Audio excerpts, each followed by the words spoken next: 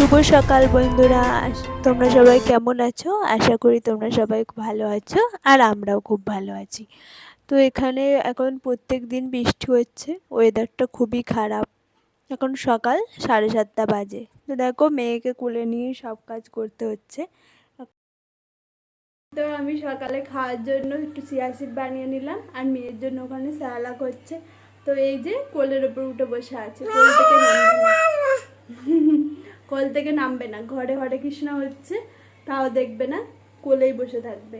তো কি আর করব, ওকে কোলে নিয়েই এখন সব কাজ করতে হবে। যেহেতু সকালে উঠেছে, এক্ষুনির মধ্যে ঘুমিয়েই পড়বে। 7:30টার সময় উঠেছে, 9টা 9:30টার মধ্যে ঘুমিয়ে পড়বে, তারপর আবার বাদবাকি কাজটা করব।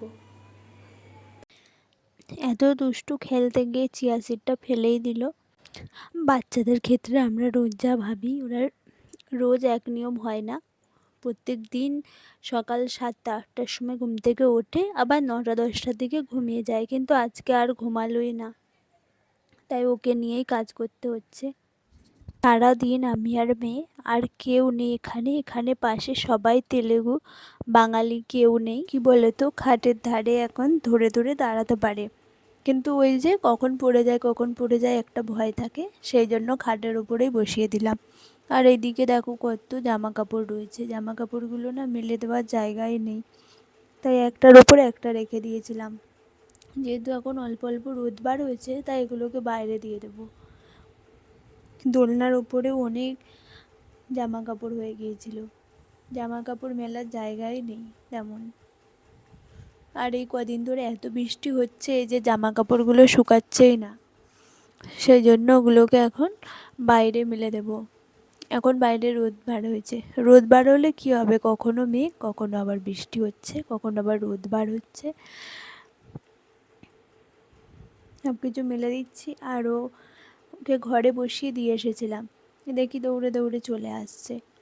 আমি যেখানে যাব ও সেখানে যাবে, এক মুহূর্ত চুপচাপ বসে থাকে না। এখন হামা দিতে শিখেছে, সব জায়গায় ঘুরে ঘুরে বেড়াবে। মা কোথায় যাচ্ছে, কি করছে, সব ওর দেখা চাই। তো আমার জামা কাপড় মেলা হয়ে গেছে। তো দেখো এখন এখন ঘড়িতে বাজে 10টা 57। তো এখনো পর্যন্ত আমার কোনো কাজই হয়নি, আমাকে কিছুই করতে দিচ্ছে না। ওই যে বসে রয়েছে এখন, কাজ রান্নাও হয়নি, আর শুধু ঝাড়টা হয়েছে দেওয়া, আর ওকে চান করিয়ে দিয়েছি, দিয়ে এখন ওর পাশে বসে থাকতে হবে। ভাবলাম চান করালে হয়তো ঘুমিয়ে পড়বে, কিন্তু এখনও ঘুমায়নি, সেই জন্য ওকে নিয়েই বসে থাকতে হচ্ছে। আর ওই যে এখন ট্রলি ব্যাগ নিয়ে খেলা করছে, ট্রলি ব্যাগ হলে ওরা কিচ্ছু চায় না, ট্রলি ব্যাগ হলে দাঁড়িয়ে থাকতে পারবে, সেই জন্য ট্রলি ব্যাগের উপরেই দাঁড়িয়ে রয়েছে। দেখো খুব দুষ্টু হয়ে গেছে, ট্রলি ব্যাগটা ধরে বারবার দাঁড়াবে আর এমন পড়ে যাবে, আবার উঠে এমন করবে। এখন ওকে আমার বসে রাখতে হচ্ছে পাশে। এখন আমি একটু সকালে কেক খেয়ে নিচ্ছি।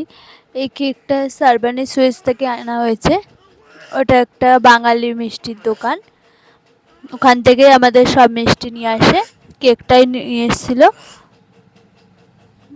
তো আমি এখন কুলারটা মুছে নেব, কুলারটা অনেক দিন থেকে মোছা হয় না, খুবই নোংরা হয়েছিল। তো আজ যেহেতু সকালে রান্না করে নিতে সময় রয়েছে, তাই মুছে নিচ্ছি। তারপর এই ঘরটাও আমি একটু পরিষ্কার করে নেব, যেহেতু মেয়ে সবসময় এখন এই ঘরেই থাকে, খেলা করে। যতই আমি সব গুছিয়ে গুছিয়ে রেখে দিচ্ছি, ও সব নিয়ে নিয়ে অমন করছে, ফেলে দিচ্ছে, ছড়িয়ে ছিটিয়ে রেখে দিচ্ছে।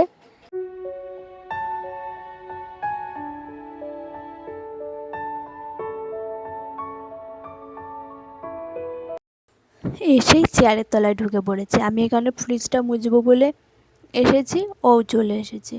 ফ্রিজের পেছনে জল জমে আর এত পরিমাণে মশা হয় কি বলবো, সব ছোট ছোট পোকা মতন হয় আমাদের ঘরের পাশে, ওখানেও ড্রেন আছে, তো সেই জন্য খুব ঘরে মশা আসে। জানালায় যেহেতু নেট দেওয়া থাকলেও তাও মশা আসে, সেই জন্য ফ্রিজের পেছনে জল জমলেও মশা হয়, সেই জন্য আমি পরিষ্কার করছি। আর এই যে পাশে বসে আছে, কখনো ফ্রিজ ধরে দাঁড়াচ্ছে, কখনো এটা সেটা করছে। ভেবেছিলাম সকালে তাড়াতাড়ি উঠেছে 9:30টার মধ্যে ঘুমাবে, কিন্তু ঘুমালো না, 1টা বেজে গেল, ঘুমিয়ে পড়লো। তারপর আমি ঘরটা মুছে নিলাম। ঘরটা এখন রোজই মুছতে লাগে, যেহেতু এখন হামাগুড়ি দিতে পারে। তো আমি তাড়াতাড়ি করে চানও করে নিয়েছি। চান করে এসেই দেখি অনলাইনে আমার একটা জামা অর্ডার করেছিলাম, ফোন করলো, নিয়ে আসলাম। আর এখানে বাজার নিয়েও চলে এসছে। তারপর আমি রান্না করব। মাছ এনেছিল, এই যে মাছটাকে আমি এখন নুন হলুদ মাখিয়ে নিচ্ছি, এটাকে ঝাল করব। ঝাল হয়ে গেছে আমার। তারপর আমরা ভাত খেয়ে নিয়েছিলাম। তারপর আর ভিডিও করা হয়নি, একেবারে সন্ধ্যাবেলায় ভিডিও করেছিলাম। সন্ধ্যাবেলায় এই যে গ্রিন টি বানিয়েছিলাম। সন্ধ্যাবেলায় চা খাই না, এখন গ্রিন টি খাই। তো গ্রিন টি বানিয়েছিলাম দুজনের জন্য, গ্রিন টি খেয়েছিলাম। তারপরে তাল এনেছিল, যেন 4খানা তাল নিয়ে এসেছিল। জন্মাষ্টমীর দিনকে আমরা তালের বড়া খেতেই পারিনি, তাল পাইনি, সেই জন্য। আজকে বাজারে তাল পেয়েছিল, সেজন্য 4টে তাল নিয়ে এসেছিলো। তো বললো যে তাহলে নারকেলও আছে ঘরে, নারকেল দিয়ে একটু তালের ফুরুলি বানাও। সেই জন্য আমিও নারকেল দিয়ে ফুরুলি বানালাম। আর এনেছিল আটা 5 কেজি, 5 কেজি আটা এনেছে। যেহেতু রোজ রোজ দোকানে যাওয়া তো সম্ভব না, আমিও যেতে পারি না সোনাকে নিয়ে, সেই জন্য একেবারে বেশি করে আটা নিয়ে এসেছিলো। তো আমি ফুরুলি বানানোর জন্য আটা, সুজি, ময়দাটা দেইনি, চালের গুঁড়ি এসব দিয়েই বানিয়েছিলাম।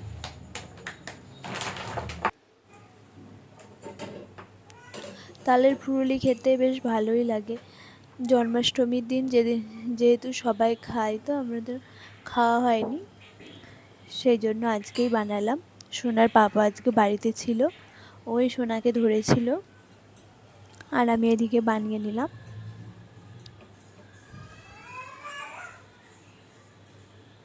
তালের বড়া বানাতে বানাতে কতবার যে ঘরে যেতে হচ্ছে মেয়েকে সামলাতে।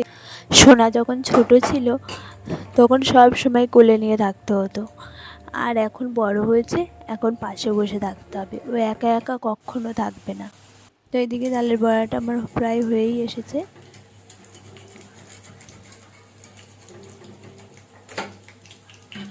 তো আমার এখন ওখানে বড়া ভাজা হয়ে গেছে, আর মেয়ের জন্য স্যালাড বানাচ্ছি।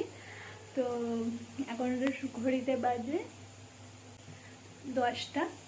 তো আমার প্রায় কমপ্লিট সব কিছু। ওখানে ফ্রিজে মোটামুটি কিছু জিনিস রেখে দিয়েছি, আর কিছু জিনিস বাইরে রয়েছে, কালকে গোছাবো। তো আজকে এতটুকুই। আশা করি তোমাদের ভালো লাগবে ভিডিওটা।